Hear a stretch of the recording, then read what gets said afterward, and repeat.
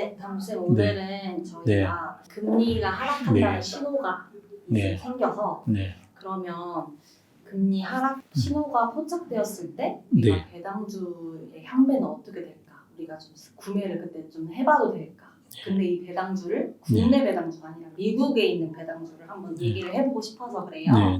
근데 이제 앞서서 금리가 이제 정점에 도달했다고 파월이 얘기를 하고 미국 금리 인하 가능성이 시사가 되고 있다고 하거든요. 이게 어떤 신호인가요?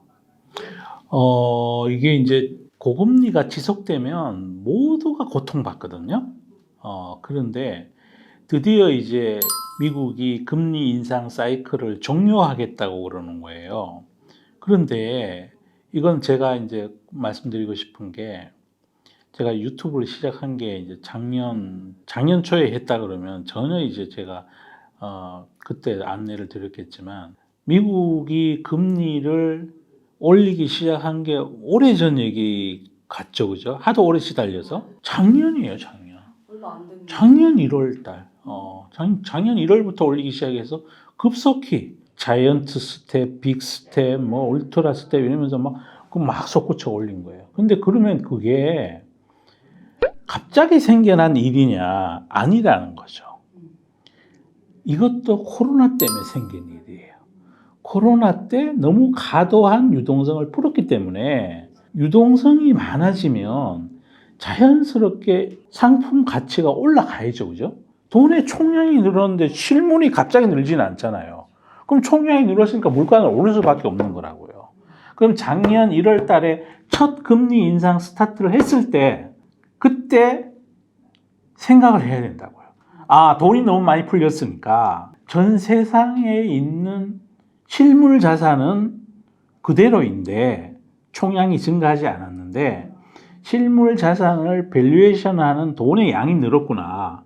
앞으로 급격하게 금리를 올리겠구나. 라고 생각하고 그때 금리 민감형 성장주 전체를 팔아버렸어야 되는 거죠. 어찌됐든, 그건 제가 늦게 이제 유튜브 생태계에 나왔으니까, 이제 작년 12월, 12월에 그 여의도 다락방인가요? 거기 가서 한번 말씀드렸고, 이제 그때부터는 사실상은 이제 인플레이션 우려가 막 극단치 가 있었기 때문에 이제 별로 금리 갖고 걱정 안 해도 된다고 말씀드렸고, 그 사이에 올 1년 동안 우리 섹터 내에서도 주식시장이 오를 건 다 올랐어요. 하물며 미국조차도 오를 거 다 올랐어요. 다우 지수는 사상 최고치예요, 지금. 그러면 이번에 이제 그랬던 미국이 드디어 피벗을 한다잖아요. 이제 피벗이란 말은 이제 반대로 흘러간다는 얘기죠. 지금부터는 금리를 하강시킨다. 어제 나온 거기 보면 점도표 상으로 4.6까지 떨어뜨린다고 돼 있어요. 그러면 지금보다가 0.75, 75bp 떨어뜨리는 거예요. 그럼 25bp씩 3번 떨어뜨릴 계획이에요. 점도표상. 근데 그거는 100%는 아니에요. 왜냐하면 연준은 항상 데이터 의존적이거든요. 그런데 저는 어쩌면 더 떨어뜨릴 수도 있겠다라는 생각까지 해요. 왜냐하면 내년도 미국 경제 전망을 연준이 1.6% GDP 성장을 보더라고요. 그리고 연말에 가서 CPI를 2.1 정도 보는 거고, 그럼 두 개 더하면 3.7이잖아요. 그러면 4.6까지밖에 안 할까? 이제 저는 더 할 수도 있겠다 싶고요. 그러면 이제 뭐 여러 섹터의 주식시장에 주도주들이 다 바뀔 거예요. 거기에 우리가 대비를 하셔야 돼요. 이럴 때는 가감하고 빠르게 액션해야 돼요. 연준이 금리를 이제 그만 올리겠다, 내지는 내리겠다 그러면 자산시장에 엄청 큰 변화가 있어요. 우리나라 자산시장에 어떤 변화가 있을까요? 우리나라 자산시장에도 변화가 많겠죠. 근데 고금리로 피해받았던, 밸류에이션 상으로 피해받았던 성장주들에게 온기가 들어갈 것이고, 또 한국은행도 금리를 150bp를 내년에 내린다고 그러니까 고금리로 펀더멘탈상 피해를 봤던 섹터들의 반등을 기대할 수도 있어요. 근데 저 궁금한 게 네. 왜 연준은 네. 늘 그렇게 금리를 단계별로 내리나요? 한 번에 확 내릴 수도 있는 거예요. 미국이란 경제 단위가 엄청 크잖아요. 근데 한꺼번에 하게 되면 항상 25bp씩 했는데 저번에 이제 코로나 때 돈을 풀 때도 너무 메가톤급으로 풀었고 그러다 보니 작년에는 이제 뭐 빅스텝도 하고 자이언트 스텝도 하고 그렇게 해서 금리를 올린 거잖아요. 근데 이제 노멀한 상황으로 가니까 미국이라는 아주 거대한 경제 단위가 움직이는 폭이 뭐 석 달, 두 달에 25bp 움직여도 제법 많이 움직이는 거니까 그냥 그 정도로 충분하다고 생각을 하는 거겠죠. 그러니까 기간을 나눠서 하는 이유는 이제 그런 이유죠. 막 1년에 150bp를 내리겠다고 만약에 가정을 한다고 쳤을 때 그걸 2월 달에 150bp를 내려버리면 경제에 미치는 영향이 갑자기 다시 인플레이션 모드로 갈 수 있는 거잖아요. 그러니까 서서히 스며들게 그렇게 경제 이제 기업, 가계, 정부 이런 그 투자 주체, 소비 주체, 재정 주체들이 서서히 스며들 금리에 익숙해지게끔 그렇게 조절한다 이렇게 보시면 맞을 것 같아요. 너무 재밌게 잘 들었습니다. 네. 그러면 이제 미국이 이렇게 금리를 막 내리고 하는 게 이 미국이라는 나라가 기축통화국이기 때문이잖아요. 이게 어떤 의미인가요? 금리를 내리는 게 기축통화국이어서 내리는 건 아니고요. 물론 돈을 많이 풀었던 이유에서 출발한 거지. 기축통화하고 이 금리 내리는 거하고는 관련이 없어요. 왜 그러냐면 우리나라도 마찬가지로 기축통화국이 아닌데도 불구하고 미국이 금리를 올리니까 우리 따라 올릴 수밖에 없었고 외화 유출을 방지해야 되니까 그럼에도 불구하고 일본 같은 경우에는 금리를 여전히 안 올렸잖아요. 기껏 올려봐야 일드 커브 조정하는 가이드라인만 살짝 올린 거죠. 그래도 미국하고 일본의 금리 차이는 무지 크죠. 우리가 지금 2% 나는데 일본은 뭐 지금 뭐 거의 5% 나는 셈이죠. 가끔 그러잖아요. 금리가 그렇게 많이 차이 나면 한국도 막 원화가 유출될 거다. 그건 사람들이 뭘 모르시냐 하면 환율하고 관련이 있어요. 금리하고 환율은 파생시장에서 같이 연계돼서 거래가 돼요. 그래서 금리는 일본이 금리가 싸고 그러면 엔화를 몽땅 팔아가지고 미국 가서 예금하면 되겠네. 그 사이에 환율이 20% 30% 올라버리면 떨어져 버리면 남는 게 없잖아요. 그리고 국가 간의 자금이 이동할 때는 반드시 환율이라는 가격 메커니즘을 거쳐서 이동하기 때문에 단순히 금리 차이가 몇 프로 난다고 해서 돈이 쑥쑥 빠져서 그리 간다 이렇게 생각하시면 그거는 반만 아는 거예요. 그거는 이제 장님 코끼리 만지기 식으로 분석을 하는 게 되는 거죠. 그리고 기축통화 여부랑은 관련이 없어요.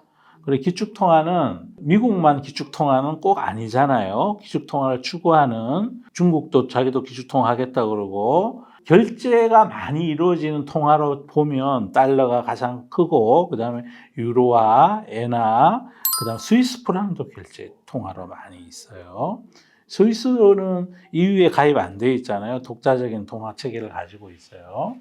뭐 그렇게 보시면 맞을 것 같아요. 그래서 이 얘기를 시작하게 된 게 사실 금리가 하락하면 이 배당주의 엄청난 인기를 몰고 온다 뭐 이런 얘기가 있어서 사람들이 이제 미국 배당주를 하자 지금이 시기다 이렇게 얘기를 하거든요. 그거는 이제 두 가지를 다 고려해야 되는데 우선 펀더멘탈상은 금리가 떨어지게 되면 가령 4% 배당주는 주식이 있다 그랬을 때 시장 금리가 5%이던 게 2%로 떨어지게 되면 이 4%인 배당주가 2%의 시가 배당을 받으면 똑같아지잖아요. 그럼 주가가 배에 올라도 되는 거죠. 근데 실제로 그렇게 움직여지진 않아요. 우선 금리가 떨어지면 미국 시장도 그러고 우리 시장도 그러고 먼저 반응을 하는 게 성장주들이 반응을 해요. 그래서 뭐 플랫폼, 인터넷 기업들, 바이오 기업들, 기술 기업들, PER을 높게 받는 기업들이 미래의 밸류에이션은 미래 현금 흐름을 현가해서 할인해서 그걸 적정가가 얼마다 이르는데 금리가 높을 때는 할인율이 높아지는 거잖아요. 할인율이 높아지면 현재가가 낮아져야 되니까. 그런데 금리가 떨어지게 되면 이게 이제 낮아진 할인율을 적용을 받으니까 뭐 쉽게 얘기해서 뭐 매년 100만 원씩 10년 동안 번다 그러면 10년 뒤에는 100만 원이니까 1000만 원이 되겠죠. 그죠? 그 1000만 원을 현재 가치로 할인을 할 때 10% 디스카운트로 매년 10%를 깎느냐, 5%를 깎느냐, 그게 현재 주가의 목표가거든요. 10%를 깎으면 더 많이 깎이겠죠. 그죠? 그런데 금리가 떨어졌어. 떨어져서 5%가 됐어. 예를 들어서. 그럼 5%씩 깎으면 오늘 현재가가 높아도 되잖아요. 그래서 성장주들에게 더 영향을 많이 미쳐요. 그 이유는 PER이 30배인 회사인 경우에 어떤 업종인 경우에 30년치를 한꺼번에 목표가에 반영하니까 배당주는 그 해 배당하게만 관련이 있으니까 그 실질적으로 주가가 더 세게 반응하는 거는 30년 곱하기 이자율 차이가 반영되는 성장주가 주가가 가파르게 올라갑니다. 시장의 주도주도 달라집니다.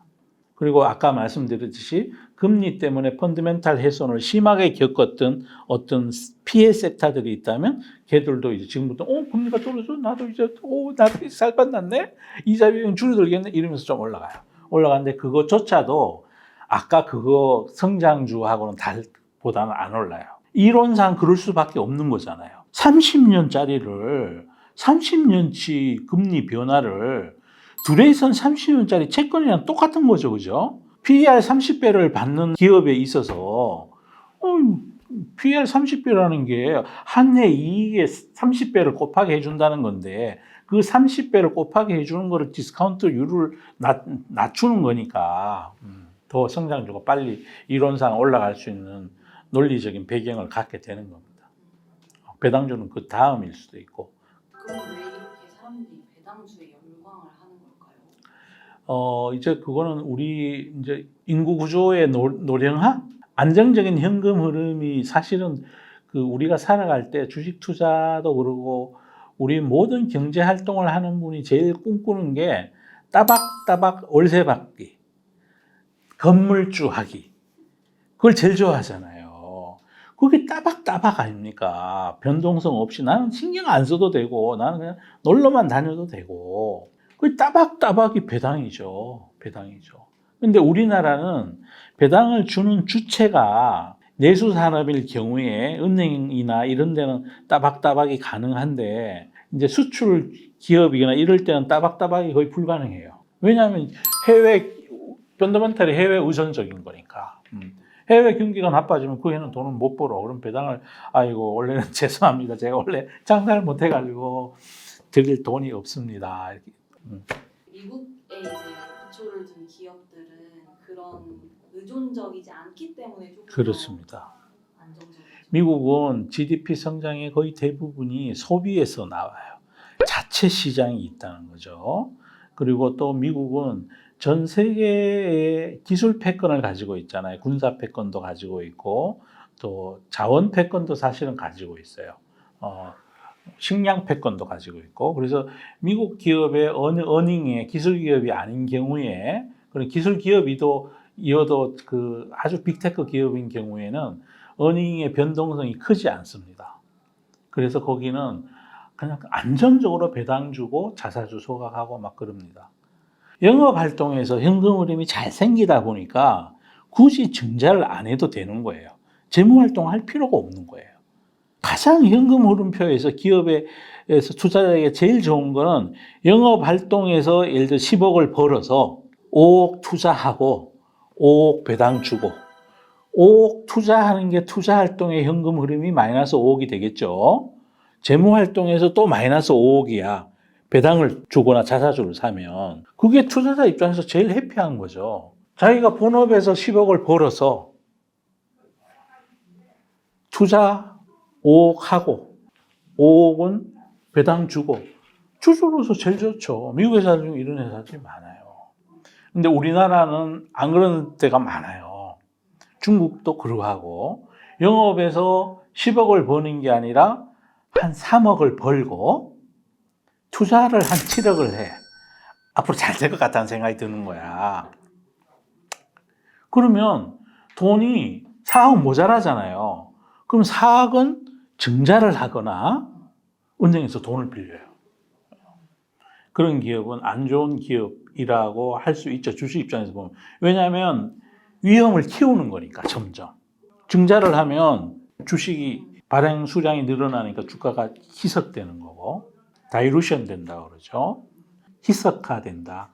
그러니까 물타기가 된다. 발행 주식이 2억 주이다가 2억 3천만 주가 되고 뭐 이런 식인 거죠. 네. 그러면요, 금리가 하락을 하면 네.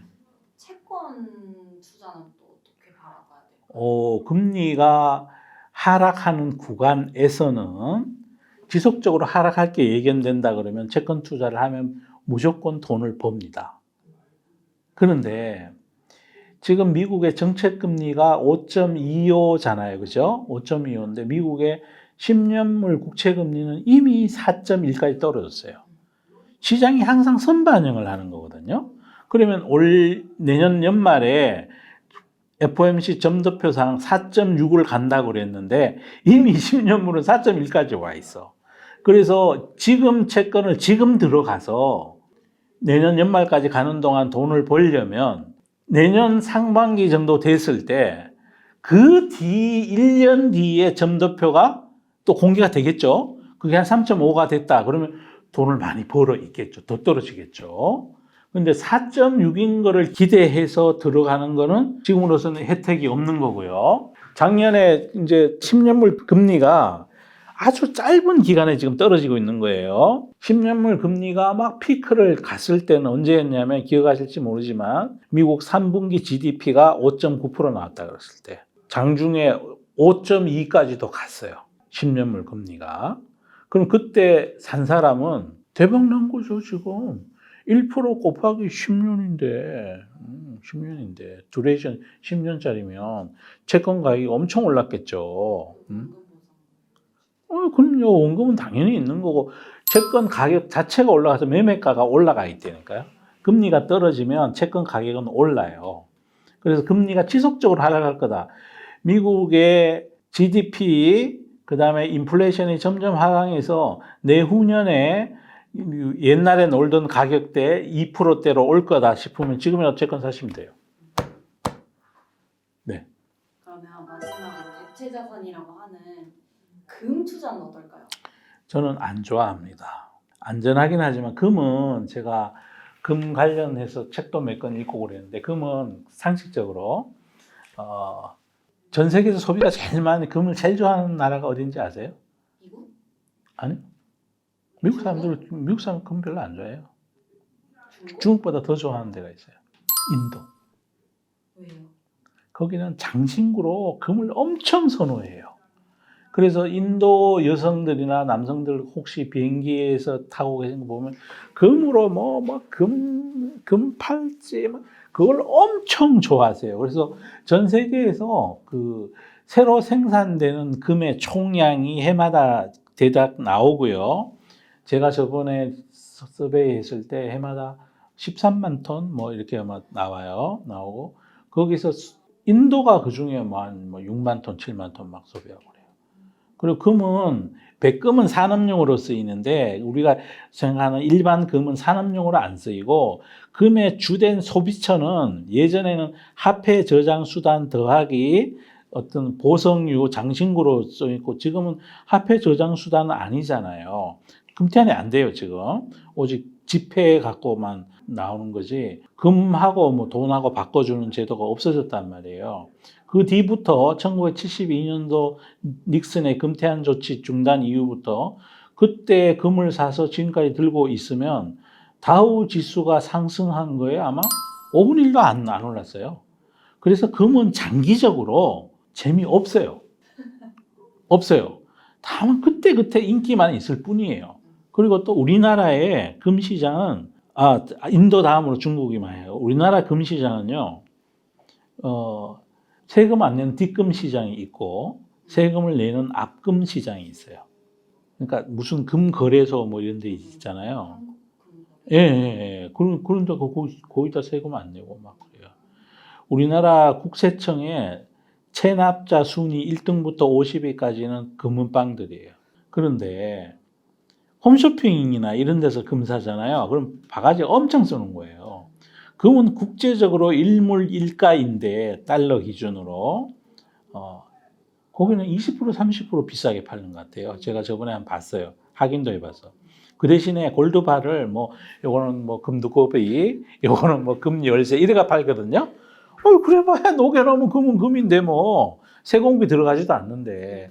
그래서 우리 학우분들은 절대로 홈쇼핑에서 금 사면 안 돼요. 골드바도 거기서 사면 안 돼요. 골드바에다 뭘 무늬를 넣어가지고 뭐 하트 모양을 넣어가지고 뭐 사랑해. 그래도 금은 금이에요. 그런데 30%나 비싸게 받는다니까요. 그거 완전 바가지예요. 금 별로 안 좋아요. 금 사는 이 미국의 빅테크 기업 살 것 같습니다. 알겠습니다. 네. 그러면 이렇게 금리 인하 신호가 이렇게 막 들어오니까 막 시장이 술렁술렁 하잖아요. 금리가 진짜 중요하다. 이런 걸 이번에 좀 깨우치는 시간이었던 것 같은데 엄청 중요해요.